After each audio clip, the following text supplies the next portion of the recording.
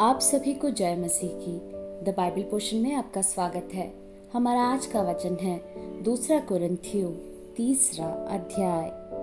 क्या हम फिर अपनी बड़ाई करने लगे या हमें अन्य लोगों के समान सिफारिश की पत्रियां तुम्हारे पास लानी या तुमसे लेनी है? हमारी पत्री तुम ही हो जो हमारे हृदयों पर लिखी हुई है और उसे सब मनुष्य पहचानते और पढ़ते हैं।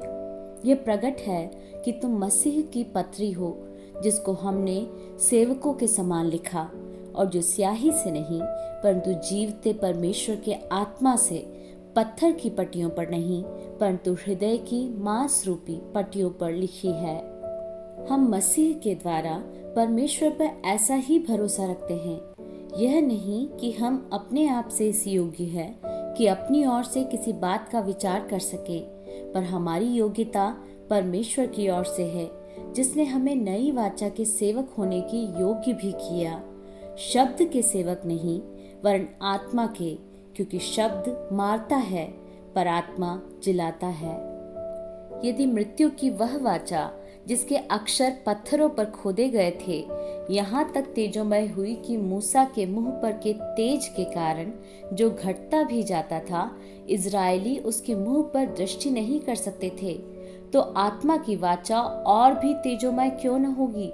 क्योंकि जब दोषी ठहराने वाली वाचा तेजोमय थी तो धर्मी ठहराने वाली वाचा और भी तेजोमय क्यों न होगी। और जो तेजोमय था वह भी उस तेज के कारण जो उससे बढ़कर तेजोमय था कुछ तेजोमय न ठहरा। क्योंकि जब वह जो घटता जाता था तेजोमय था, तो वह जो स्थिर रहेगा और भी तेजोमय क्यों न होगा। इसलिए ऐसी आशा रखकर हम हियाव के साथ बोलते हैं और मूसा के समान नहीं, जिसने अपने मुंह पर पर्दा डाला था ताकि इजरायली उस घटने वाले तेज के अंत को न देखे, परंतु वे मतिमंद हो गए।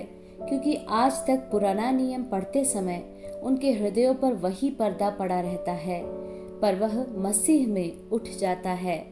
आज तक जब कभी मूसा की पुस्तक पढ़ी जाती है तो उनके हृदय पर पर्दा पड़ा रहता है, परंतु जब कभी उनका हृदय प्रभु की ओर फिरेगा तब वह पर्दा उठ जाएगा।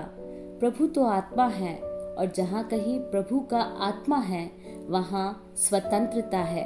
परंतु जब हम सबके उघाड़े चेहरे से प्रभु का प्रताप इस प्रकार प्रकट होता है जिस प्रकार दर्पण में, तो प्रभु के द्वारा जो आत्मा है हम उसी तेजस्वी रूप में अंश अंश करके बदलते जाते हैं।